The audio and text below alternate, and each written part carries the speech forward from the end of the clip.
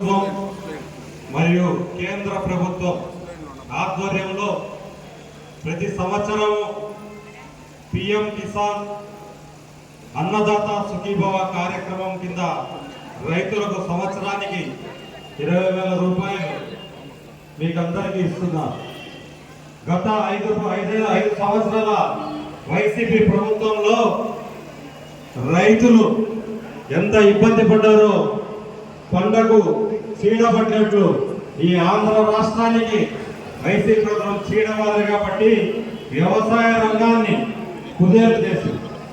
అప్పుడు కూడా కేంద్ర ప్రభుత్వం ఎంత సహాయ సహకారాలు అందించినా రాష్ట్రంలో వాళ్ళు రైతులకు ఎలాంటి సహాయం చేయలేకపోయారు. అదే ఈరోజు చంద్రబాబు నాయుడు గారు కూటమి ఆధ్వర్యంలో కూటమి ప్రభుత్వం ఈరోజు రైతుల కోసం ఎన్ని కార్యక్రమాలు చేపడుతున్నారో మీకు అందరికీ తెలిసిన విషయమే. దాదాపుగా ఈ రోజే మన పిఎం గారు హుగ్లీ జిల్లా తారకేశ్వరం నుంచి, మన ముఖ్యమంత్రి గారు పల్నాడు జిల్లా చిలకలూరుపేట మండలం లింగంగుట్ల గ్రామం నుంచి మనకు లైవ్ లో కూడా వస్తుంది కార్యక్రమం. ఈరోజు రైతులందరికీ భారతదేశం అంతటా మనకి ఈరోజు ఈ కార్యక్రమం జరుగుతుంది. దాదాపు మన రాష్ట్రంలోనే 46,85,838 రైతు కుటుంబ ఖాతాలోకి 3,125 కోట్ల రూపాయలు జమగా ఉన్నాయి. ఇందులో రాష్ట్ర ప్రభుత్వ వాటా 2,342 కోట్లు అయితే కేంద్ర ప్రభుత్వం వాటా 782 కోట్లు. నిజంగానే డబుల్ ఇంజన్ సర్కార్ అంటే కేంద్ర ప్రభుత్వము రాష్ట్ర ప్రభుత్వము రెండు కూటమిలో ఉన్నాయి కాబట్టి ఈరోజు రైతులకు ఇంత ఉపయోగకరంగా ఉంది. లబ్ధిదారుల్లో దగ్గర 45,69,000 మంది లబ్ధిదారు భూ యజమాని రైతులైతే 1,16,000 మంది అటవీ భూములు కొనసాగిస్తున్న రైతులకు ఈరోజు లబ్ధి చేకూరుతుంది. సూపర్ 6 లో హామీని నిలబెట్టుకొని ఒక్క ఏడాదిలో 8,985 కోట్ల రూపాయలు రైతులకు ఖాతాల్లో చేరుస్తున్నారు సంవత్సరానికి రాష్ట్ర కేంద్ర ప్రభుత్వాలు. అలాగే రాష్ట్ర ప్రభుత్వమే కూటమి ప్రభుత్వం 6,560 కోట్లు రాష్ట్ర ప్రభుత్వం వాటా, 2,425 కోట్లు కేంద్ర ప్రభుత్వం వాటా మనకు పడుతుంది. గత 5 ఏళ్లలో వైసీపీ ప్రభుత్వం రైతులకు ఏమీ చేయకపోయినా ప్రచార ఆర్భాటాల కోసమే 100 కోట్ల రూపాయలు ఖర్చు పెట్టారు. ఈరోజు అదే కూటమి ప్రభుత్వం ఓన్లీ మన రైతుల కోసమే, ముఖ్యంగా రాయలసీమ రైతుల కోసం చంద్రబాబు నాయుడు గారు ఎంత కృషి చేస్తున్నారో మీకు అందరికీ తెలుసు. మనకు వర్షాభావ పరిస్థితులు పూర్తిగా, మనకు వర్షం తక్కువ, సాగునీటి సౌకర్యాలు తక్కువ. అలాంటిది అంద్రీనివాస్ సుజల స్రవంతి నుంచి మనకు బాధల్లో ఉన్న కుప్పం వరకు ఈ రోజు నీళ్లు అందిస్తున్నారు. రాబోయే కాలంలో కూడా అన్ని కాలువలు పూర్తి చేసుకొని పూర్తిగా ప్రతి ఎకరానికి రైతులకు నీళ్ళు ఇచ్చే కార్యక్రమము మన కూటమి ప్రభుత్వం చేపడుతుంది.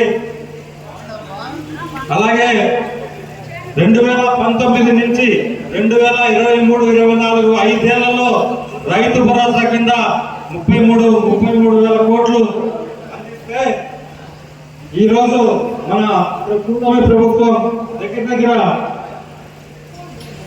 46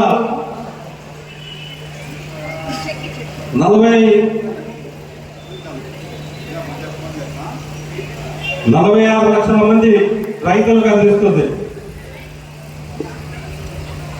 రైతు భరోసా కింద ఏడాదికి ఒకే దఫాలో 12,500 ఇస్తామని హామీ ఇచ్చి గత వైసీపీ ప్రభుత్వం 3 దఫాలు కలిపి 7,500 రూపాయలు మాత్రమే మీకు చెల్లించారు. కేంద్రం ఇచ్చే 6,000 కూడా తమ ఖాతాల్లో వేసుకొని ఆ రోజులో తానే ఇస్తున్నట్లుగా ప్రచారం చేసుకున్నారు. ఒక్క రైతుకు ఏడాది 6,000 చొప్పున 5,30,000 నష్టపోయినారు. రైతు రుణమాఫీ రద్దు చేస్తామని చెప్పి అన్నదాతలకు ద్రోహం చేశారు. ఈ రోజు ఒక్క మన తంబలపల్లి నియోజకవర్గంలోనే దాదాపు 43,335 మంది రైతులకు దాదాపు 29,25,00,000 రూపాయలు ఈ రోజు మనకు ఒక్క తంబలపల్లి నియోజకవర్గంలోనే ఇన్ని కోట్ల రూపాయల డబ్బు రైతుల ఖాతాల్లోకి జమ అవుతారు. ఒక్క తంబలపల్లి మండలంలో 7,959 మంది రైతులు, ములకల చెరువు మండలంలో ఈ మండలంలో 7,202 రైతులు, PTM లో అత్యధికంగా 9,679 మంది రైతుల ఖాతాలోకి, బి కొత్తకోట, కురపలకోట, పెద్దమండ్యం మొత్తం నియోజకవర్గంలో 43,335 మందికి దాదాపు 30 కోట్ల రూపాయలు మన రైతుల ఖాతాల్లో గత ప్రభుత్వంలో ఎప్పుడు జరగని విధంగా ఈరోజు మన కూటమి ప్రభుత్వం రైతులకు లబ్ధి చేకూరుతుంది.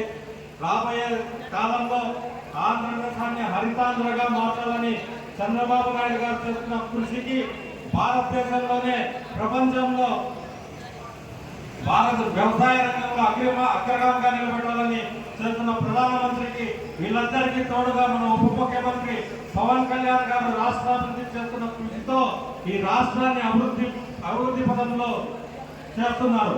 అలాగే రాబోయే 3 సంవత్సరాలలో కూడా ఇంకా రైతులకు అనేక లబ్ధి చేకూర్చే విధంగా 2047 ప్రోగ్రాం ఏర్పాటు చేసుకొని రైతులకు అత్యధికంగా ఉపయోగపడే విధంగా ఈ రోజు ప్రణాళిక సిద్ధం చేసుకొని చంద్రబాబు నాయుడు గారు రాష్ట్రాన్ని అభివృద్ధి చేస్తున్నారు. కాబట్టి ప్రతి ఒక్క రైతు గమనించండి, మనకి ఏ ప్రభుత్వం అయితే మనకు చేయూతను అందిస్తుంది, ఏ ప్రభుత్వం అయితే మన అభివృద్ధికి పాటుపడుతుంది, ఏ ప్రభుత్వంలో అయితే రైతులు అభివృద్ధిలోకి వస్తారని మీరు బాగా గమనించి రాబోయే కాలంలో కూడా మీరు 2024లో ఏ విధంగా కూటమి ప్రభుత్వానికి మద్దతు తెలిపారో అలాగే చంద్రబాబు నాయుడు కూటమి ప్రభుత్వానికి మద్దతు తెలిపి రాష్ట్ర కేంద్ర భారతదేశ అభివృద్ధికి మీరందరూ తోడ్పడతారని మనస్ఫూర్తిగా కోరుకుంటూ ఈ అవకాశం ఇచ్చిన అందరికీ ధన్యవాదాలు తెలుపుకుంటూ ఈరోజు అదే పనిగా మనకు పరిశీలకులుగా వచ్చిన రాష్ట్ర యాదవ సంఘం చైర్మన్ నరసింహన్న గారిని మాట్లాడవలసిందిగా కోరుతున్నాను.